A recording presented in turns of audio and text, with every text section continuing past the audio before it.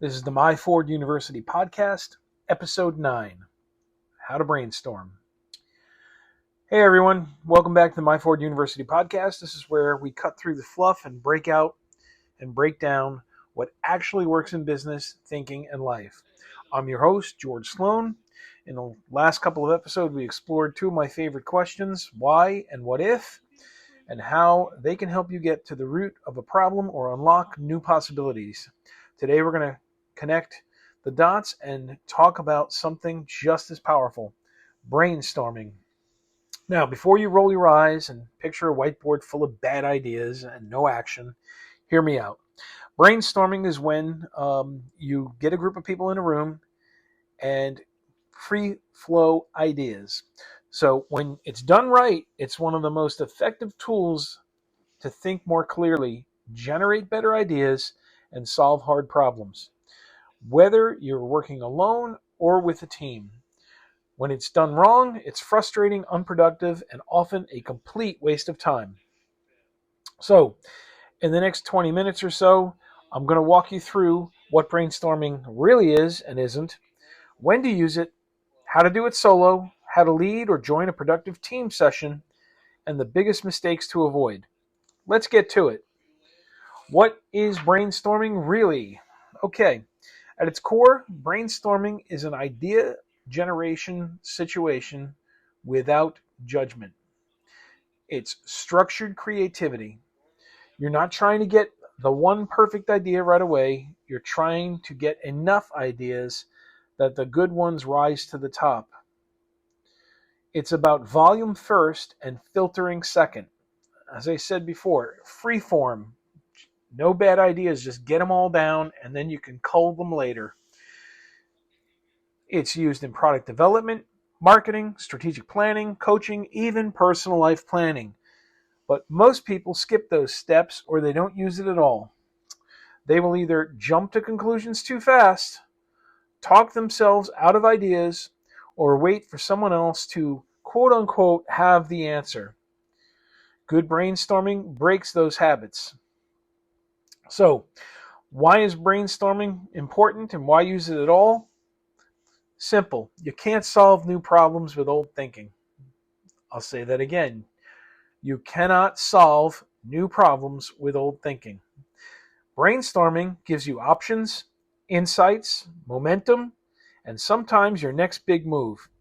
It helps for you to have, again, an open mind and free form, because what it will help you do is surface things you didn't know you knew, and that's where the magic happens. So, use it when you're stuck between two bad options, when you're launching something new, or you're solving a vague or complex problem, or when you just want better ideas faster. And you know how we feel about that around here. We like to learn it fast and apply it faster. We want real-world results and outcomes. Okay, so most times when you do brainstorming, you do it in a group, but here we're going to talk first about the idea of solo brainstorming. How to think better on your own. So, you don't need a team to brainstorm. In fact, some of the best thinking happens alone without judgment or interruption. Quick personal note, I will sometimes carry around a notebook, and when I'm thinking about something, I will just jot down a series of ideas, no matter how crazy or unusual they sound, and then I'll review them later. So, here's how it works, and here's how you do it. 1, you start with a clear question. How might I grow revenue without hiring more staff? How could I transition careers in the next 6 months? Set a timer. This is the second step. Do 15 to 30 minutes. Give yourself a deadline to stay focused. Number 3, go for quantity. Try to write 30, 40, even 50 ideas. Most will be junk, and that's fine. Just keep going. Another thing you can do, number 4, use some prompts to shake things up. What would I do if I had no money or I had unlimited resources? What if I did the opposite of normal? Inversion thinking. What if this was easy? Number 5, review and cluster afterwards. Group the ideas, find the themes, highlight the best ones, and then pick one to act on. You'll be amazed what comes out of your brain when you give it the space and stop trying to be clever. Just pour it out. You're doing a brain dump on a piece of paper or in a notebook, and you can look at it later. All right. Now, that's you doing it by yourself. Team brainstorming and how to do it right. Here we go. Group brainstorming gets a bad rap, and for good reason. Too many sessions turn into a few people talking and no one capturing anything. Something you have to do when you do this is there needs to be someone who's kind of acting as moderator and then making sure everyone chimes in and gives some ideas. Finally, no decisions end up being made. Okay, so that's the way it happens where it's wrong. But with a little bit of structure, you can flip that. And here's how to lead or join a productive group brainstorm. 1, set the goal up front. We're here to generate ideas to improve customer retention. We're not judging ideas, just getting them out. 2, build a safety net. If people are afraid of looking stupid, they won't share. Make it clear that wild ideas are welcome. 3, use structure. Go around the room, one idea per person. Again, this is where it helps to have maybe a moderator.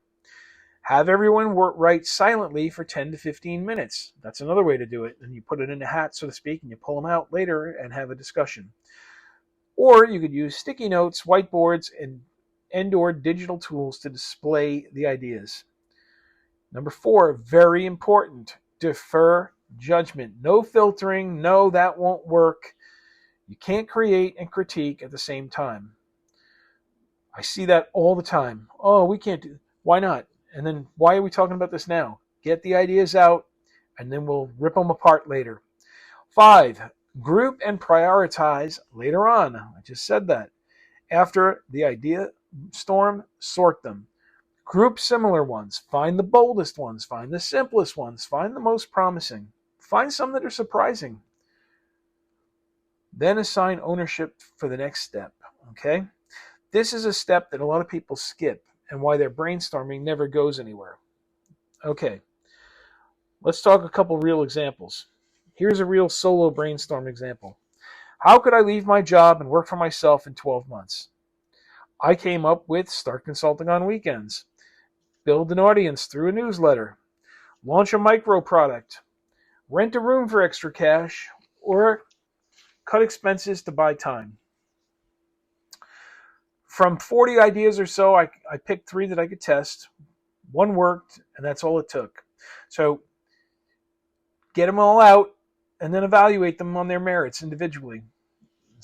Sometimes go for the low-hanging fruit if you need a quick win. Otherwise, go for some things that might be more complex but more fruitful in the long term. Here's a team example. How do we reduce first-time customer churn? It takes a lot to get a customer, and customer retention is a very important situation. You don't want to lose them because you invest money and time into getting them. So how do we reduce first-time customer churn? A team came up with follow-up videos, surprise discounts, welcome webinars, concierge check-ins, a quick win email series, and then they picked 2 ideas to pilot, and the churn has dropped 11% in 90 days. That's the power of brainstorming with a little bit of structure. And as usual, we're going to talk about common pitfalls.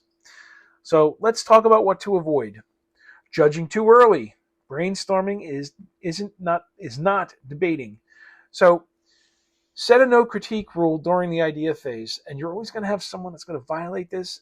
Again, helps to have a moderator where you turn around and say, I'll tell you what, let's table that for later on. You can be the first to speak when we're in the critiquing session. But this is idea generation. Another thing, groupthink. You want to avoid everyone agreeing too fast. Get solo input before doing group discussion. So that's another good approach. Separate them, have them come up with some ideas, and then go through them, and then have a group discussion.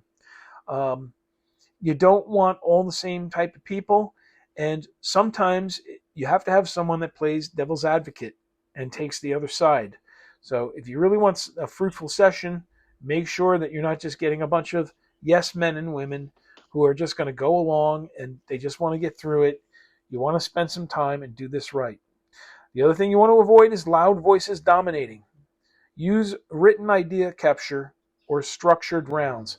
You're always going to have someone who wants to be the center of attention, and again, a moderator can help, or put it in writing, or give everyone a turn. Having some vague prompts. You need to be very specific. General prompts get general ideas. Remember before, we were very specific with what we were looking for. Finally, and this is the big one, and this is the one we always talk about here at myforduniversity.com. No follow through. Ideas are cheap, execution matters. Always assign next steps. It means nothing if you go through this exercise and there's no action plan and next steps and no accountabilities assigned. You always have to move in the direction of, okay, what are we doing next? When are we going to, what benchmarks do we want to put in place, and when do we want to reconvene? Okay, again, we're going to make this one a quick one today. Some final thoughts and a few action steps. Brainstorming isn't a meeting, it's a thinking method, and it works if you work it, just like anything else. So here's what I want you to try this week. Set a 20-minute timer, pick a challenge, whether it be business, work, or personal life, okay?